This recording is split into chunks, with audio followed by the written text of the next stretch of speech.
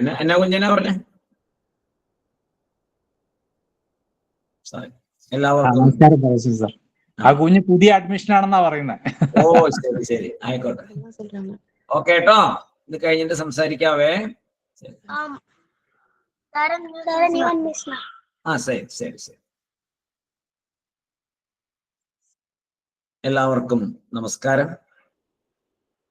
കോട്ടയം തിരുനക്കര തൃക്കൈക്കാട്ട് സ്വാമിയാർമഠം ശ്രീരാമ ഹനുമത് ദേവസ്ഥാനം ശ്രീ ശങ്കര ആർഷ വിദ്യാപീഠം മണ്ഡലകാലത്തോടനുബന്ധിച്ച് നടത്തുന്ന ശ്രീമദ് ഭാഗവത മാഹാത്മ്യ പാരായണ പ്രഭാഷണ പരമ്പരയിൽ 21-ാം ദിവസമായ ഇന്ന് 4-ാം അധ്യായത്തിലെ ശ്ലോകങ്ങൾ 27 മുതൽ 43 വരെ പാരായണം ചെയ്യുകയും ചെറിയ രീതിയിൽ അതിൻ്റെ സാരം അവതരിപ്പിക്കുകയും ചെയ്യുന്നത് അരുന്ധതി എം നായർ ആണ്.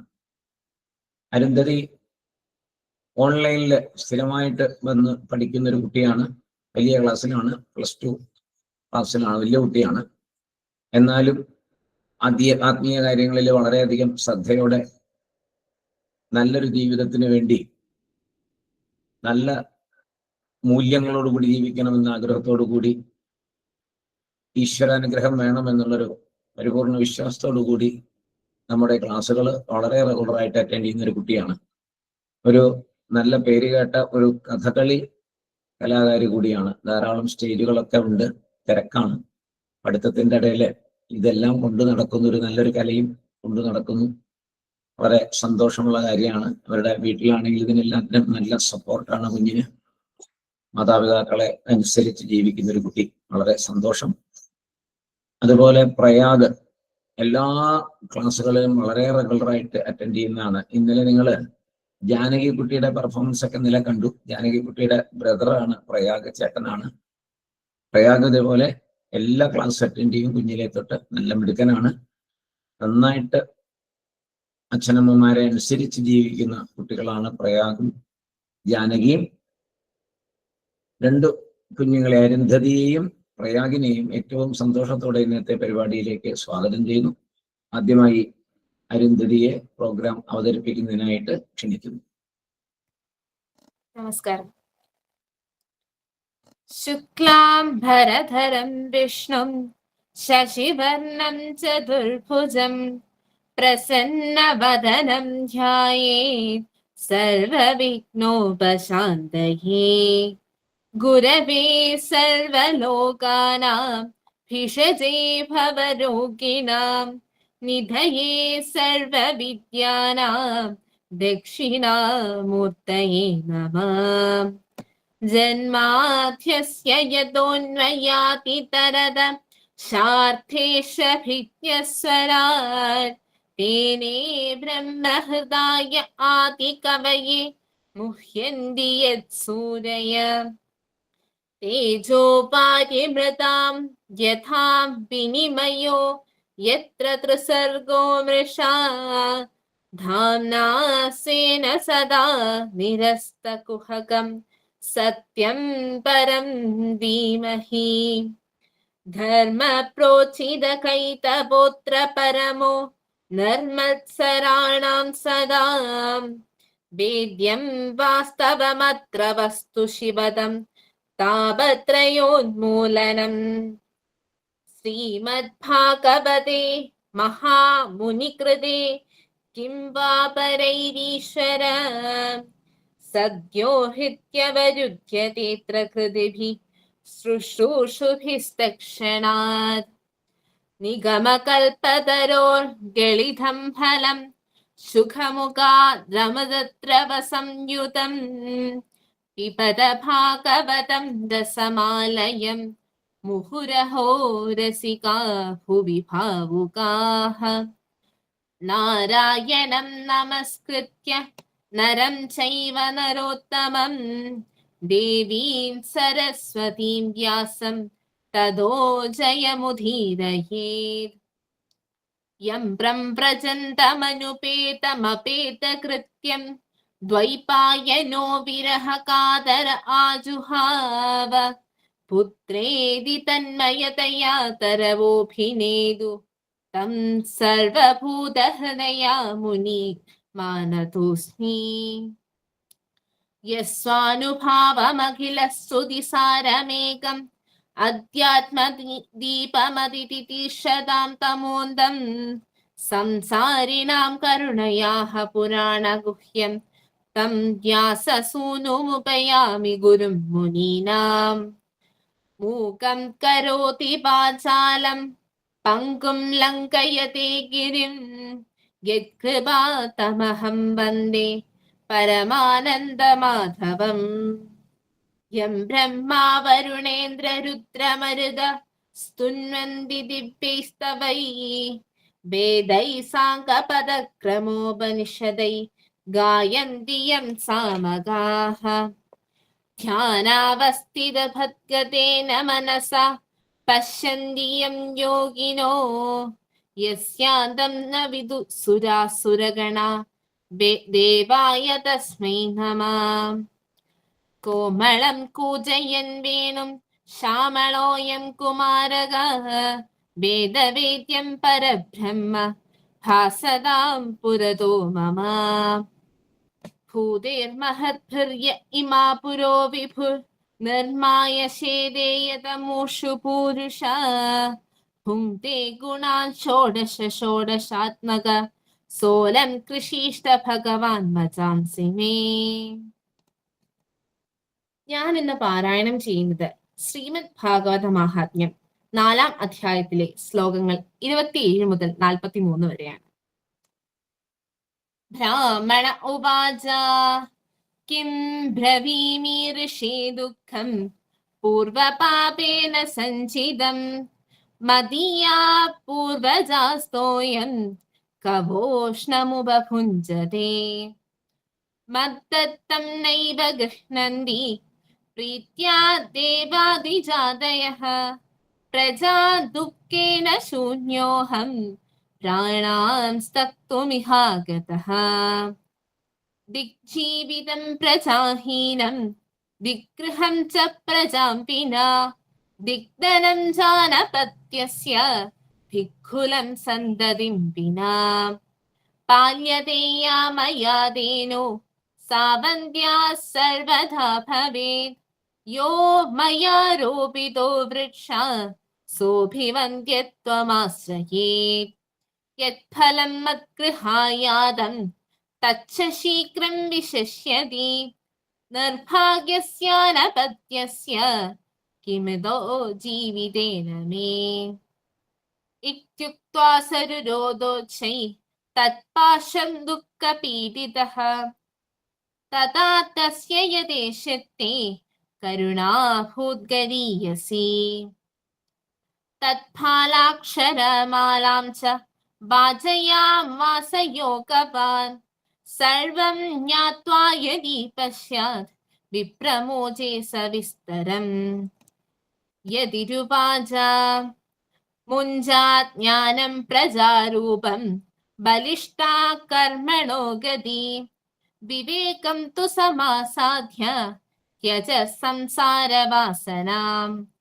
ശൃണു വിപ്രമയാദേധ്യ പ്രാരബ്ധം തു വിലോകിതം സപ്തജന്മാവധി തവ പുത്രോ നൈവ ജനൈവ ച. സന്തതേ സകരോ ദുഃഖം അവാപാംഗപുരാ തഥാ രേ മുഞ്ചാദ്യ കുടുംബാംശാം സന്യാസേ സർവദാ സുഖം. ബ്രാഹ്മണ ഉവാച വിവേകേന ഭവേത്കിം പുത്രം ദേഹി ബലാദപി നോച്ഛേത്യജാമ്യഹം പ്രാണാൻ സദഗ്രേ ശോകമൂർച്ഛിതഃ. പുത്രാദിസുഖഹീനോയം സന്യാസഃ ശുഷ്ക ഏവ ഹി ഗൃഹസ്ഥഃ സരസോ ലോകേ പുത്രപൗത്രസമന്വിതഃ. ഇതി വിപ്രാഗ്രഹം ദൃഷ്ട്വാ പ്രാപ്രവിൽസത്തബോധന ചിത്രകേതുർഗത കഷ്ടം വിധിലേഖമിവാജനാത്. ന യാസ്യസി സുഖം പുത്രാത് യഥാ ദൈവഹദോദ്യമഃ അതോ ഹടേന യുക്തോസി ഹ്യദ്ധിനം കിം വദാമ്യഹം തസ്യാഗ്രഹം സമാലോക്യ ഫലമേകം സദത്തവാൻ ഇദം ഭക്ഷയ പജ്ഞാത്വം തദ പുത്രോ ഭവിഷ്യതി സത്യം ശൗചം ദയാദാനം ഏകഭക്തം തു ഭോജനം വർഷാവധി സ്ത്രീയാ കാര്യം തേന പുത്രോതി നിർമ്മലഃ ഏവമുക്ത്വാ യയോ യോഗി വിപ്രസ്തു ഗൃഹമാഗതഃ പജ്ഞാ പാണോ ഫലം ദത്വാ സ്വയം യാതസ്തു കുത്രചിത്. ഇപ്പോൾ പാരായണം ചെയ്ത ശ്ലോകങ്ങളുടെ സാരം നോക്കാം. ബ്രാഹ്മണൻ പറഞ്ഞു, ഹേ ഋഷി, എന്റെ ദുഃഖത്തെക്കുറിച്ച് ഞാൻ എന്താണ് പറയേണ്ടത് എന്നറിയുന്നില്ല. ജന്മാന്തര ദുരിതത്താൽ ഞാൻ സമ്പാദിച്ചതാണിത് എന്ന് കരുതുന്നു. ഞാൻ പിതൃക്കൾക്ക് തർപ്പണം ചെയ്യുമ്പോൾ ആ ജലത്തിൽ എന്റെ കണ്ണീർ വീണ് ജലം ചൂടാകുന്നു. കരഞ്ഞുകൊണ്ടാണ് തർപ്പണം ചെയ്യുന്നത്. എന്റെ തർപ്പണം ദേവന്മാരും ഋഷിമാരും സന്തോഷത്തോടെ സ്വീകരിക്കുന്നില്ല എന്ന് വേണം കരുതാൻ. അതിനാലാണ് എനിക്ക് ഇപ്പോൾ പ്രജാദുഃഖം അനുഭവിക്കേണ്ടി വരുന്നത്. ഞാനിപ്പോൾ മൃദുതുല്യനാണ്. ഞാൻ പ്രാണത്യാഗം ചെയ്യാനാണ് ഇപ്പോൾ ഇവിടെ വന്നിരിക്കുന്നത്. കുട്ടികൾ ഇല്ലാത്ത ഒരു ജീവിതം സന്തോഷം ഇല്ലാത്തതാണ്. കുട്ടികൾ ഇല്ലാത്ത വീടും മൂകമാണ്. അവിടെ ധനവും സമ്പത്തും ഒന്നും സുഖം തരില്ല. കുടുംബ പരമ്പരയുടെ കാര്യവും ശോചനീയം. ഞാൻ വളർത്തുന്ന പശുക്കൾക്ക് കിടാവുണ്ടാകില്ല. ഞാൻ വളർത്തുന്ന വൃക്ഷങ്ങൾ പൂക്കുകയോ കായ്ക്കുകയോ പോലും ചെയ്യുന്നില്ല. എന്റെ ഗൃഹത്തിൽ യാതൊരു ഫലപുഷ്പാദികൾ വന്നു ചേരുന്നുവോ അതെല്ലാം അതിവേഗത്തിൽ ഉണങ്ങിപ്പോകും. അത്രത്തോളം ഭാഗ്യഹീനനാണ് ഞാൻ. എന്തിനിങ്ങനെ ജീവിക്കണം ഞാൻ? ഈ ജീവിതം കൊണ്ട് എന്തു ഫലം? ഇത്രയും പറഞ്ഞ ആ ബ്രാഹ്മണൻ അതീവ ദുഃഖിതനായി ആ മഹർഷിയുടെ സമീപത്തിരുന്ന് കരഞ്ഞു. ഇത് കണ്ട മഹർഷിയുടെ മനസ്സിൽ ആ ബ്രാഹ്മണനോട് കരുണയുണ്ടായി. തന്റെ യോഗശക്തിയാൽ ആ ഋഷി ബ്രാഹ്മണന്റെ തലയിലെഴുത്തിനെ വിധിക്കപ്പെട്ടിരിക്കുന്നതിനെ വായിച്ചറിഞ്ഞു. എന്നിട്ടത് ബ്രാഹ്മണനോട് വിസ്തരിച്ച് പറഞ്ഞു. സന്താനങ്ങൾ ഇല്ല എന്ന് വിഷമിക്കുന്നത് അറിവില്ലായ്മയുടെ കാരണത്താലാണ്. കർമ്മഗതിയെ ആർക്കും മാറ്റാൻ സാധിക്കില്ല. ആത്മജ്ഞാനം നേടി ഈ സംസാര ദുഃഖത്തെ അകറ്റുക. കുട്ടികൾ വേണമെന്ന തോന്നലും ഒരു വാസനാഫലമാണ്.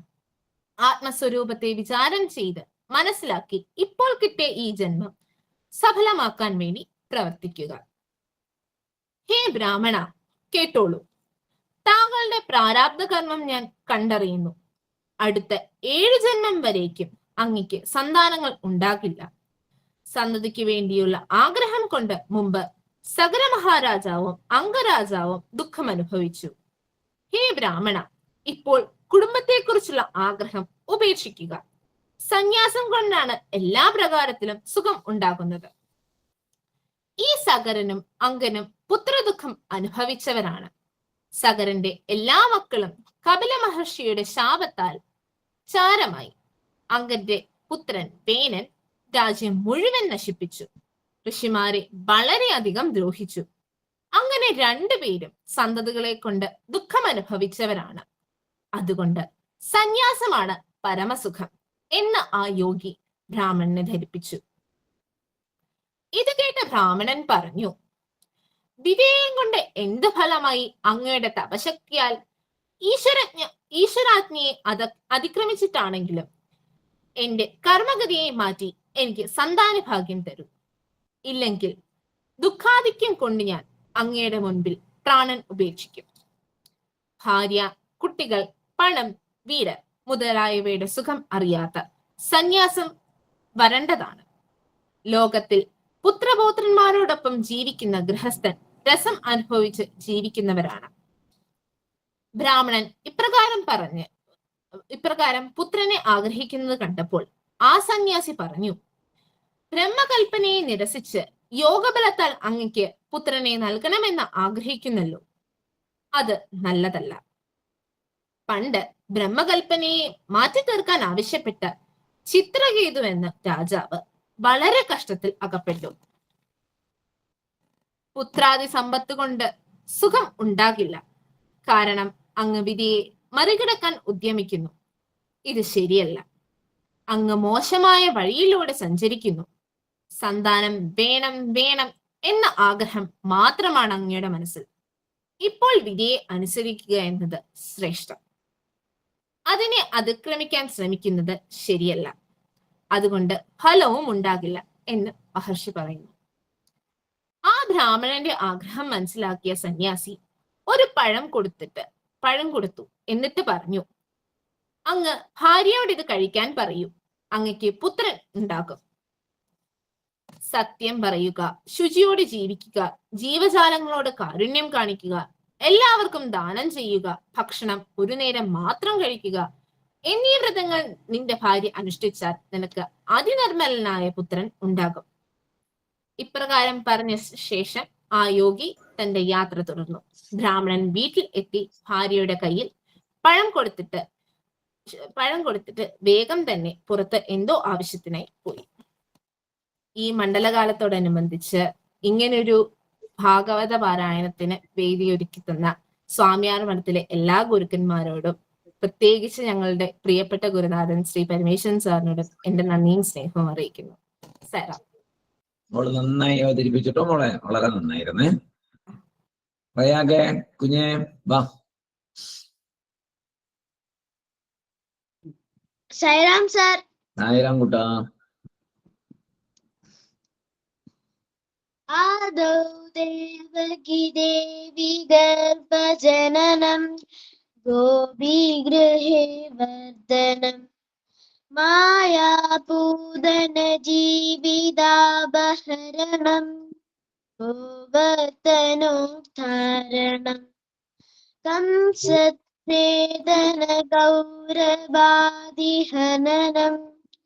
കുന്തിസുതാപാലനം ഭാഗവതം പുരാണകഥിതം ശ്രീകൃഷ്ണലീലാമൃതം.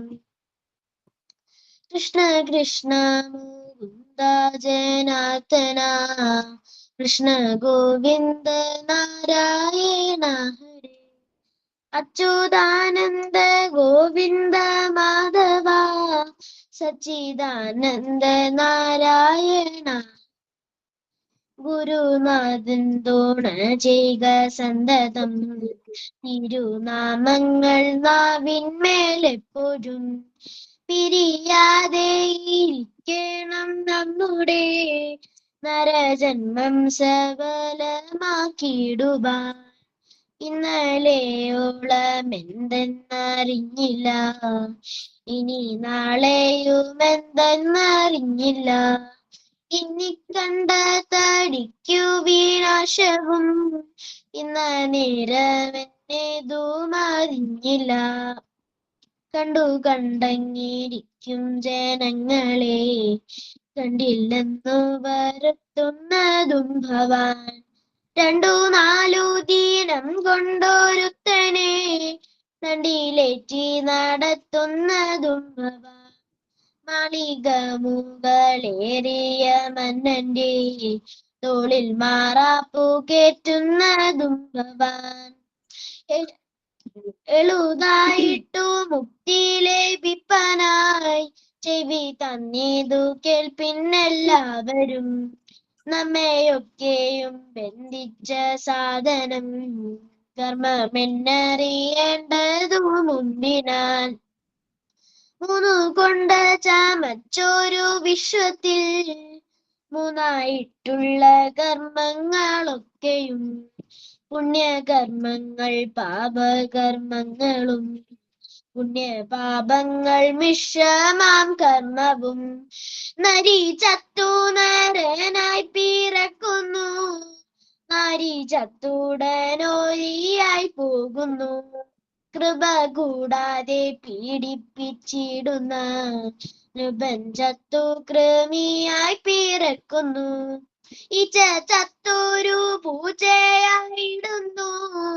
ഈശ്വരന്റെ വിലാസങ്ങളിങ്ങനെ കീഴ്മേലിങ്ങനെ മണ്ടുന്ന ജീവന്മാർ അത്ര നേടുന്നു കർമ്മങ്ങൾ.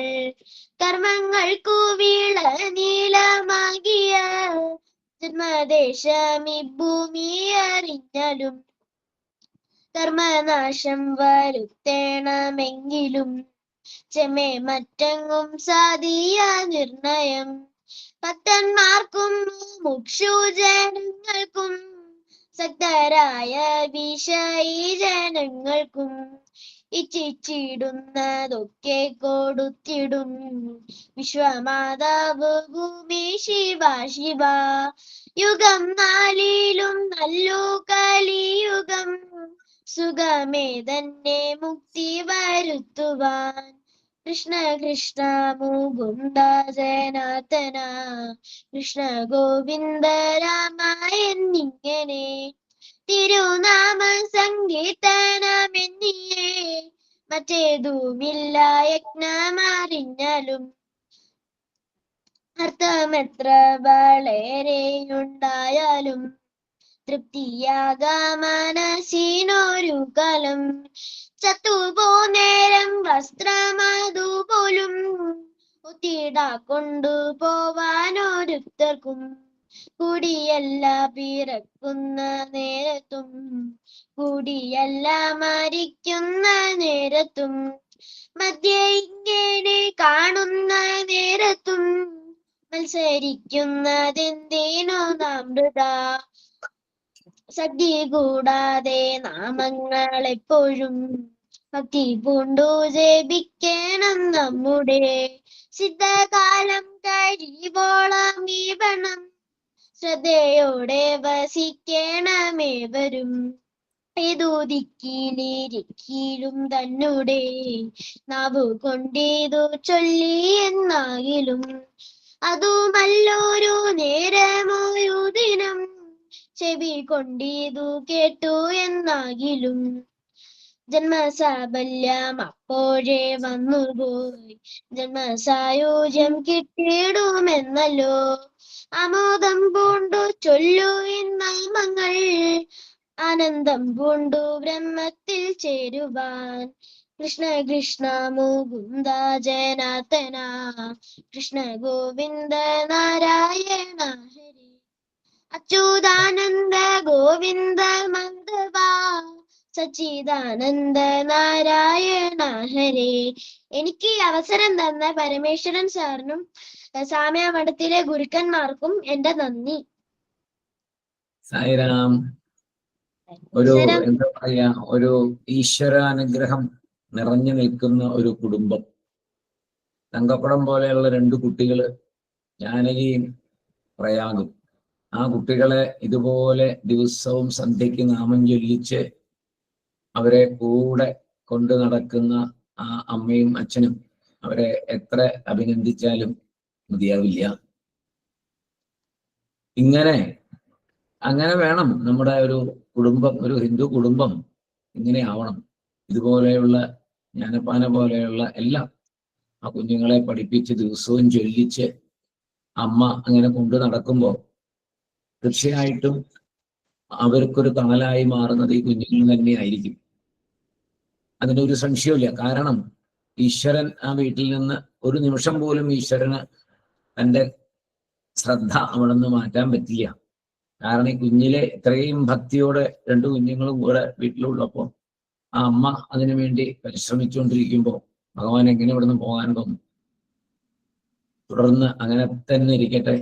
ശ്രീരാമേന്ദ്ര സ്വാമി, ഹനുമാൻ സ്വാമിയും ഭഗവാൻ ശ്രീകൃഷ്ണനും അവിടെ തന്നെ ഉണ്ടാകട്ടെ എപ്പോഴും എന്ന് പ്രാർത്ഥിക്കുന്നു. ചേട്ടാ,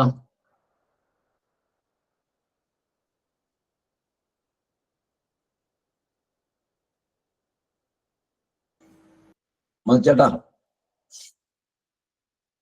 മ്യൂട്ടാണല്ലോ. മതിച്ചേട്ടന്റെ മ്യൂട്ടാണ് ചേട്ടാ. കേൾക്കാവോ? കേക്കാം. ആദ്യമായിട്ട് ഞാൻ പ്രയാഗിന്റെ കാലിൽ തൊട്ട് എഴുതുകയാണ്.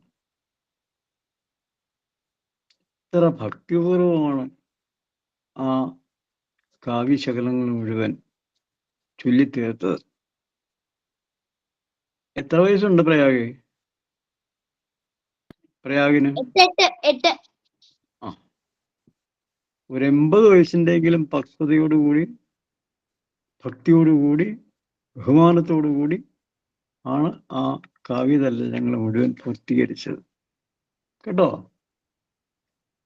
അത് ജീവിതത്തിലുടനീളം കൊണ്ടുചെല്ലുകയും വേണം. അരുന്ധതി സഹോദരി ഭംഗിയായിട്ട് തന്നെ കർത്തവ്യം നിർവഹിച്ചു. പ്രഭാഷണവും ഗംഭീരമായിരുന്നു. ഭാഗവതത്തില് പത്മപുരാണത്തിലാണ് ഭാഗവതമാഹാത്മ്യത്തിന്റെ കഥയെന്ന് ഗുരുക്കന്മാര് പഠിപ്പിച്ചിട്ടുണ്ടല്ലോ. മനുഷ്യജന്മത്തിന്റെ ലക്ഷ്യം തന്നെ ഈശ്വര സാക്ഷാത്കാരമാണ്. ഈശ്വരാനുഭൂതി ലഭിക്കുന്നതിന് 4 വഴികളാണ്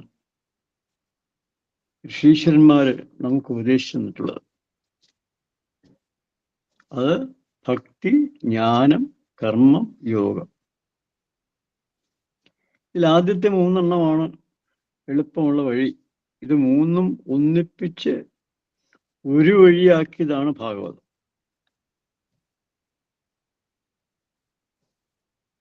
ഭാഗവത കഥാശ്രവണം തന്നെ അതുകൊണ്ട് മാത്രം ലഭിക്കുന്നതാണ് ഭക്തി. അത് മുക്തിദായകവുമാണ്. അപ്പം മനുഷ്യജന്മം സഫലമാകാനായിട്ട് നമ്മൾ ഭാഗവതത്തെ തന്നെ ആശ്രയിക്കുക തന്നെ വേണം. ആ ഭാഗവതത്തിന്റെ മാഹാത്മ്യമാണ് അരുന്ധതി ദേവി ഞങ്ങളെ പഠിപ്പിച്ചത്. ഏറെ നന്ദിയുണ്ട് കേട്ടോ. പ്രത്യക്ഷ കൃഷ്ണ സ്വരൂപമായ ഭഗവാനെ സ്വന്തമാക്കാൻ വേണ്ടത് നിഷ്കളങ്കമായ ഭക്തിയും ഉറച്ച വിശ്വാസമാണ്. ഒരു സംശയവും വേണ്ട. കരുണാമയനായ ഭഗവാനെ ലഭിച്ചു കഴിഞ്ഞാൽ പിന്നെന്താണ് നമുക്ക് വേണ്ടത്? പിന്നെ വേറെ ഒന്നും വേണ്ട. എങ്ങനെയെങ്കിലും സലാം പറഞ്ഞ് പിരിഞ്ഞാൽ മതി. ശാന്തമായിട്ട്, ശാശ്വത ശാന്തിയോടുകൂടി, സമാധാനമായിട്ട്, സുഖമായിട്ട്, സർവൈശ്വര്യങ്ങളും അനുഭവിച്ച് യാത്ര ചെയ്യുക. അതാണ് ഈ മനുഷ്യജന്മത്തിന്റെ ലക്ഷ്യം തന്നെ. വേണ്ടതെല്ലാം ആ മഹാപ്രഭു തന്നെ തന്നുകൊള്ളും. ഒരു സംശയവും വേണ്ട. നമുക്ക് എന്തൊക്കെയാണ് വേണ്ടതെന്ന് ഭഗവാൻ അറിയാം. നമ്മൾ ചോദിക്കുന്നതെല്ലാം ഒരുപക്ഷെ ലഭിച്ചില്ലെന്നിരിക്കും. കൃത്യമായിട്ടറിയാം നമുക്ക് എന്തെല്ലാമാണ് വേണ്ടതെന്ന്. അതെല്ലാം തന്നിരിക്കും. അതിൽ കൂടുതൽ വരുമ്പോഴത്തേക്ക് നമ്മൾ അതിശയിച്ചു പോവും. ഭഗവാനെ, ഇതിനൊക്കെ ഞാൻ അർഹനാണോ എന്ന്. ഭക്തിപൂർവ്വം ജീവിക്കുന്നവർക്ക് ഈ അനുഭവങ്ങളൊക്കെ നിത്യജീവിതത്തിൽ ഉണ്ടായിക്കൊണ്ടിരിക്കുന്നതാണ്. സംശയമൊന്നും വേണ്ട. അപ്പോഴവർ ഭഗവാനോട് നന്ദി പറയുക, ഭഗവാന്റെ നാമം ജപിക്കുക, ഭഗവാന്റെ കഥകൾ കേൾക്കുക, ഭാഗവതം വായിക്കുക, ഭഗവാൻ അടിയുറച്ച് വിശ്വസിക്കുക. ജീവിതം സർവൈശ്വര്യങ്ങളും നിറഞ്ഞതായിരിക്കും, സമാധാനത്തോടു കൂടിയായിരിക്കും. ഇതിനെല്ലാം വളം വെച്ചു കൊടുക്കുന്നത് ഈ ഇരിക്കുന്ന ഗുരുവാർ പരമേശ്വരൻ സാർ. രുദ്രാഭിഷേകമെന്ന് ഓടി വന്നിരിക്കുകയാണ് ആലുവയിൽ നിന്ന്. അദ്ദേഹം എന്ത് പ്രയാസങ്ങൾ അനുഭവിക്കുന്നുണ്ട്, എന്ത് തിരക്കാണ്, എന്ത് ബുദ്ധിമുട്ടാണ്. അതിനെല്ലാം ഇടയ്ക്കാണ് ഈ 69 കുഞ്ഞുങ്ങൾക്ക് വേണ്ടി പാടുപെട്ട് ഭഗവതത്തിന്റെ മാഹാത്മ്യവും മറ്റ് ആധ്യാത്മിക ചിന്തകളും എല്ലാം പഠിച്ച് മനസ്സിലാക്കി കുഞ്ഞുങ്ങളെ പഠിപ്പിച്ച് അവരുടെ ആത്മസാക്ഷാത്കാരത്തിന് വേണ്ടി നിരന്തരം ശ്രമിച്ചുകൊണ്ടിരിക്കുന്ന അദ്ദേഹത്തിന്റെ പാദങ്ങളിൽ എൻ്റെ നമസ്കാരം, വിനീത നമസ്കാരം. എല്ലാ ഭക്തജനങ്ങൾക്കും എൻ്റെ വിനീത പ്രണാമം, നന്ദി, നമസ്കാരം. എല്ലാവർക്കും എൻ്റെ വിനീതമായ നമസ്കാരം. ഇന്ന് അരുന്ധതിയും പ്രയാഗും രണ്ടുപേരും വളരെ മനോഹരമായിരുന്നു. അരുന്ധതി നല്ല ഭംഗിയായി തുടങ്ങി, നന്നായി പാരായണം ചെയ്തു. അതിനേക്കാൾ കൂടുതൽ നന്നായിരുന്നു പ്രഭാഷണം. അതെടുത്തു പറയാൻ പ്രത്യേക സന്തോഷമുണ്ട്. നന്നായി പറഞ്ഞു അരുന്ധതി, വളരെ നന്നായിരുന്നു. പ്രയാഗ് ആവട്ടെ, പ്രയാഗ് വളരെ കോൺഫിഡൻ്റ് ആയിട്ട് എത്ര ആരും മനസ്സിന്റെ ധൈര്യം ആ വാക്കുകളിൽ കാണാം. വളരെ സ്ഫുടമായി നല്ല ശബ്ദത്തിൽ വളരെ ഭംഗിയായിട്ട് നന്നായി തന്നെ പാരായണം ചെയ്തു. വളരെ നന്നായിരുന്നു കേട്ടോ. അഭിനന്ദനങ്ങൾ. രണ്ടുപേർക്കും നല്ല ഭാവിയുണ്ട്. എല്ലാ ഐശ്വര്യങ്ങളും ഭഗവാൻ തരട്ടെ പ്രാർത്ഥിക്കുന്നു. നമസ്തേ.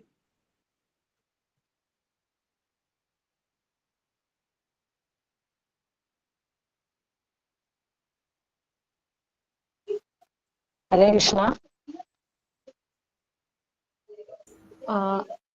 ഇന്ന് പതിവിന് വിരുദ്ധമായിട്ട് ആദ്യം ഞാൻ പ്രയാഗിന്റെ കാര്യം പറയാം. പ്രയാഗേ വളരെ നന്നായിരുന്നു. മോൻ കാണാതെ പഠിച്ചു എന്ന് എനിക്ക് തോന്നുന്നുണ്ട്, ഇല്ലേ? കാണാതല്ലേ ചൊല്ലിയത്? അത് സാരമില്ല. എന്നാലും ഇപ്രായത്തിൽ ജ്ഞാനപ്പാന അങ്ങ് സ്വന്തമായില്ലേ? ഇപ്പോഴേ ഓൾറെഡി ബാങ്കിലെ 1 കോടി ഇട്ട് കഴിഞ്ഞു കേട്ടാ. നമുക്ക് അതാണ് ഏറ്റവും വലിയ സമ്പത്ത്. നല്ല എനിക്ക് ഭയങ്കര സന്തോഷം തോന്നുന്നു. എന്താണോ വലിയ പാടാണ് ഇതൊക്കെ ഒരു പ്രായം കഴിഞ്ഞാൽ കാണാതെ പഠിക്കാൻ. ചെറുപ്പത്തിൽ എന്ത് കാണാതെ പഠിച്ചാലും അത് അങ്ങനെ നിൽക്കും. അത് പിന്നെ നമ്മുടെ മനസ്സിൽ നിന്ന് പോവുകയില്ല. ഏത് പ്രായം വരെ അങ്ങനെ ഉറക്കത്തിൽ വരെ ചൊല്ലാൻ സാധിക്കും. വളരെ ഒരു ലക്കാണ് കേട്ടോ മോനെ. നല്ല ഭാഗ്യം ചെയ്ത് സുഹൃതം ചെയ്ത ജന്മമാണ് മോൻ. ഗുരുവായൂരപ്പന്റെ മുന്നിൽ നമസ്കരിക്കുക, നന്ദി പറയുക. എനിക്ക് ഇങ്ങനെ ഒരു സന്ദർഭം ഭഗവാൻ തന്നുവല്ലോ എന്ന് പറഞ്ഞ് ഗുരുവായൂരപ്പനെയും അച്ഛനെയും അമ്മയും ഗുരുവിനെയും പ്രത്യേകം നമസ്കരിക്കുക. ഇത്രയും വരെ ഇതിപ്പരം ഒരു ഭാഗ്യമില്ല കേട്ടോ. നീ ഇങ്ങനെ നിറയെ ഈ ചെറിയ പ്രായത്തിൽ തന്നെ പഠിക്കാൻ ഗുരുവായൂരപ്പൻ അനുഗ്രഹിക്കട്ടെ എന്ന് പ്രാർത്ഥിക്കുന്നു. നീ മോൾ അരുന്ധതി ഉത്തമമായിരുന്നു. പ്രഭാഷണം അതിഗംഭീരമായിരുന്നു കേട്ടോ. വളരെ നന്നായിരുന്നു. നല്ല ഒരു സ്റ്റോപ്പ് ഒക്കെ കൊടുത്ത് നന്നായിട്ട് പറഞ്ഞു. വളരെ ഇമ്പമായിരുന്നു. പാരായണം നന്നായിട്ട് പാരായണം ചെയ്തു. 1-2 ചെറിയ പിന്നെ ധ്യാനത്തിൽ 1-2 ചെറിയ കറക്ഷൻസ് ഉണ്ട്. സാറ് പറഞ്ഞു തരും. ഉറപ്പാണ്. സാറ് നോട്ട് ചെയ്തിരിക്കും. അതൊക്കെ പറഞ്ഞു തരും കേട്ടോ. അതിപ്പോഴേ അങ്ങ് ബൈഹാർട്ട് ചെയ്തോളൂ. എന്താന്ന് മോളൊക്കെ അത് ബൈഹാർട്ട് ചെയ്ത് കാണും ഇപ്പൊ തന്നെ ശ്ലോകം. അപ്പോൾ ചെറുപ്പത്തിൽ നമ്മൾ ആ കറക്ഷൻ കിട്ടിക്കഴിഞ്ഞാൽ ഉണ്ടല്ലോ ഒരിക്കലും ജീവിതത്തിൽ തെറ്റില്ല. ഞങ്ങൾക്കൊക്കെ അതാണ് ഈ കിടന്ന് കഷ്ടപ്പെടുന്നത്. ഒരു ചാപ്റ്റർ എടുത്ത് ഇപ്പോഴാണ് ഈ വയസ്സാം കാലത്താണ് ഇതൊക്കെ എടുക്കുന്നത്. അപ്പൊ അതിൻ്റെതായ ബുദ്ധിമുട്ടുകളുണ്ട്. മോളൊക്കെ ഇപ്പോഴേ അങ്ങ് പഠിച്ചു കഴിഞ്ഞാൽ പിന്നെ ഭാവിയിൽ എത്ര പേരെ പഠിപ്പിക്കേണ്ടതാണ്. ഇതുപോലെ സാർ അതല്ലേ നിങ്ങളൊക്കെ ഇങ്ങനെ ട്രെയിൻ ചെയ്ത് എടുക്കുന്നത്. ഇനി ഇതുപോലെ ഭാഗവതം നിങ്ങളൊക്കെ എത്ര പേരെ പഠിപ്പിക്കേണ്ടതാണ്. മോൾക്ക് ആ ഒരു കോൺഫിഡൻസ് ഉണ്ട്. ആ ശബ്ദം നല്ലതാണ്. അപ്പം ഭാവിയിലൊക്കെ നല്ല എന്താ പറയാ ഈ ഭാഗവത്തിനെ അങ്ങനെ നെഞ്ചിനോട് ചേർത്ത് പിടിച്ച് ആ കൃഷ്ണസ്വാമിയെ ലോകം മുഴുവൻ പ്രചരിപ്പിക്കാനായിട്ട് ഭഗവാൻ അനുഗ്രഹിക്കട്ടെ. അത്രയുമേ പറയാൻ. ഉത്തമമായിരുന്നു കേട്ടോ മോളെ. ഉത്തമം എന്ന് പറഞ്ഞാൽ പ്രഭാഷണം ബഹുഗംഭീരം. അല്ല നിങ്ങളെ നമസ്കരിക്കുകയാണോ ഇല്ല ഞാൻ എന്നും പറയുന്ന പോലെ കെട്ടിപ്പിടിച്ച് ഉമ്മ തരികയാണോ ചെയ്യേണ്ടതെന്ന് എനിക്കറിയില്ല. വളരെ നന്നായി. പിന്നെ ഇന്നത്തെ നമുക്ക് നല്ലൊരു മെസ്സേജ് ഉള്ളൊരു ഭാഗമാണ്. ഭഗവാനോട് നമ്മൾ ആവശ്യമില്ലാതെ ഒന്നും ചോദിക്കാൻ നിൽക്കണ്ട, കടുംപിടുത്തം പിടിക്കണ്ട. നമുക്കുള്ളത് ഭഗവാൻ തന്നിരിക്കും. നമ്മളെ ഇവിടെ കാണാൻ പോകുന്ന കഥ മോൾ അങ്ങനെയാണ് പറഞ്ഞു നിർത്തിയത്. പുത്രയോഗം ഇല്ല. എന്നാൽ കൂടെ പിടിച്ചു വലിച്ച് അദ്ദേഹം എനിക്ക് കുട്ടി വേണം എന്ന് പറഞ്ഞ് വാങ്ങിക്കുകയാണ്. അപ്പോ അതിന്റെ ആ ഭവിഷ്യത്ത് നമുക്ക് കാണാൻ സാധിക്കും കഥയില്. നല്ല മെസ്സേജ് ഉള്ള ഒരു കഥയാണ്. നമ്മൾക്ക് തരാനുള്ളത് ഈശ്വരൻ തന്നിരിക്കും. നമ്മളായിട്ട് ഭഗവാനോട് ഒന്നും കയറി ചോദിക്കാനോ ബലം പ്രയോഗിക്കാനോ നിൽക്കണ്ട. അത് ചിത്രകേതുവിന്റെ കഥയാണെങ്കിലും കൊള്ളാം, ഇപ്പൊ ഈ പറയുന്ന കഥയാണെങ്കിലും. അത് ചിത്രകേതു അങ്ങനെ തന്നെയാണ്. 1 കോടി ഭാര്യമാരാണ്, പക്ഷെ പുത്രയോഗം ഇല്ല. അങ്ങനെയുള്ള ആൾക്ക് പുത്രൻ വേണം എന്ന് പറഞ്ഞ് ബലം പ്രയോഗിച്ച് മഹർഷിമാരെ കൊണ്ട് യാഗം നടത്തി ഒരു കുട്ടി ഉണ്ടാകും. പക്ഷേ ആ കുട്ടിയെ മറ്റുള്ള ഭാര്യമാരെല്ലാരും കൂടെ കൊല്ലുകയാണ് ചെയ്യുന്നത്. അങ്ങനത്തെ ഒരു കഥയാണ് ചിത്രകേതുവിന്റെ. അതായത് ഭാഗവതം നമ്മളെ പഠിപ്പിക്കുന്നത് ഈശ്വരൻ നമുക്ക് വേണ്ടിയിട്ട് തരാനുള്ളത് തന്നിരിക്കും. നമ്മളായിട്ട് ഭഗവാനോട് ഒന്നും ബലം പ്രയോഗിക്കാൻ പാടില്ല. നമ്മളെ ഒക്കെ അച്ഛനാണ്, നമ്മുടെ പിതാവാണ് ഭഗവാൻ. നമ്മളെയൊക്കെ ജഗത്പതിയാണ്, നമ്മളെയൊക്കെ രക്ഷിക്കുന്ന ആളാണ്. ആ ഭഗവാൻ നല്ലതേ നമുക്കൊക്കെ ചെയ്യുള്ളൂ എന്നുള്ളൊരു വിശ്വാസം നമ്മൾക്ക് വേണം. അങ്ങനെ അതിനുവേണ്ടിയുള്ള ഒരു കഥ കൂടിയാണ് ഈ ഭാഗം. വളരെ ഉത്തമമായി പ്രഭാഷണം കേട്ടോ മോളെ. All the best. ഗുരുവായൂരപ്പൻ മുഴുവൻ ഇങ്ങനെ ഭാഗവതം മുഴുവൻ പറയാൻ ഞങ്ങൾക്കൊക്കെ ഇങ്ങനെ അറിവ് പറഞ്ഞു തരാൻ സാധിക്കട്ടെ എന്ന് പ്രാർത്ഥിക്കുന്നു. ഹരേ കൃഷ്ണ.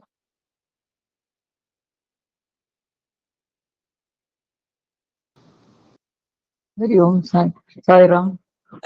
പ്രയാഗ് മോനെ, എല്ലാവരും പറഞ്ഞ പോലെ അതിമനോഹരമായിരുന്നു കേട്ടോ. കേൾക്കാൻ നല്ല ഇമ്പമുള്ള വോയിസിലാണ് മോൻ അത് ചൊല്ലിയത്. വളരെ നന്നായിരുന്നു. എല്ലാവരും പറഞ്ഞതെല്ലാം കേട്ടില്ലേ? എത്രയേ ഉള്ളൂ പറയാനുള്ളൂ. എല്ലാവരും നല്ല അഭിപ്രായമാണ് പറയുന്നത്, മനസ്സിലായില്ലേ?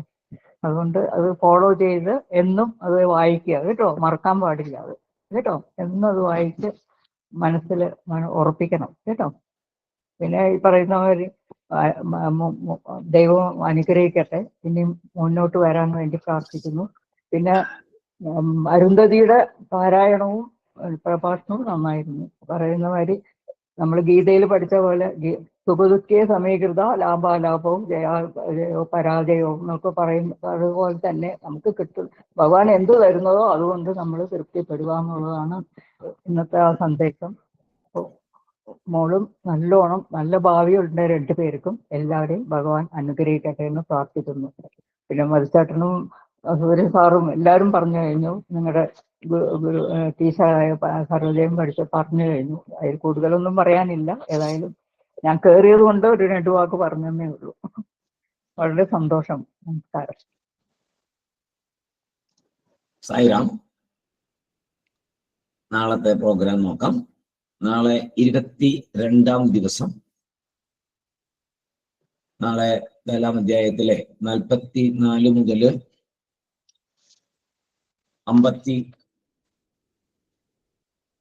65 വരെ. നാളെ സ്വല്പം ശ്ലോകം കൂടുതൽ വായിക്കുന്നുണ്ട്. 44 മുതൽ 65 വരെ. അതിന്റെ പ്രത്യേകത ഒരു കൊച്ചുകുട്ടിയാണ് ചെയ്യുന്നത് എന്നുള്ളതാണ്. ശ്രേണിക എന്ന് പറഞ്ഞ ഞങ്ങളുടെ ഓമനക്കുട്ടിയാണ് നാളെ ഈ ശ്ലോകം പാരായണം ചെയ്യുന്നതും പ്രഭാഷണം അവതരിപ്പിക്കുന്നതും. ശ്രേണികയ്ക്ക് അത്രത്തോളം ആഗ്രഹമുണ്ട്. ശ്രേണിക പ്രത്യേകം പറഞ്ഞു എനിക്ക് പ്രഭാഷണം വേണം. അപ്പോ ശ്രേണികയ്ക്ക് കുറച്ച് കാര്യമായിട്ടുള്ള ശ്ലോകങ്ങൾ തന്നെ കൊടുത്തു. എന്താച്ചാൽ ചോദിക്കുന്നവർക്ക് കൊടുക്കണം. പ്രത്യേകിച്ചും ആത്മീയ കാര്യങ്ങള് ഏത് കുഞ്ഞു പ്രായത്തിൽ എത്ര ചോദിച്ചോ അത്രയും കൊടുത്താൽ അവരുടെ കൂടെ ഭഗവാൻ എപ്പോഴും ഉണ്ടാവും. ആ ഗൃഹത്തിലെ സർവ്വ ഐശ്വര്യങ്ങളും കൊടുത്തുകൊണ്ടും അവരെ പ്രൊട്ടക്ട് ചെയ്തുകൊണ്ടും ഒരു കവചമായിക്കൊണ്ടും ഭഗവാൻ അവിടെ കാവലായിട്ട് അവിടെ ഉണ്ടാവും. അതുകൊണ്ട് ആ കുഞ്ഞ് ചോദിച്ചപ്പോ കൂടുതൽ ശ്ലോകം കൊടുത്തിട്ടുണ്ട്. നാളെ നമുക്കത് കേൾക്കാം. നാളെ ഏകശ്ലോകഭാഗവതവും ജ്ഞാനപ്പാനയും പാരായണം ചെയ്യുന്നത് ആനന്ദ് ശിവ. അത് ഇതേപോലെ ഞാനൊരു 8 വരി പഠിച്ചാൽ മതി. കുഞ്ഞിനോട് പറഞ്ഞൊരു 8 വരി പഠിച്ചാൽ മതി കുഞ്ഞെ, അവനത്രേ പറ്റുള്ളൂ തോന്നുന്നു.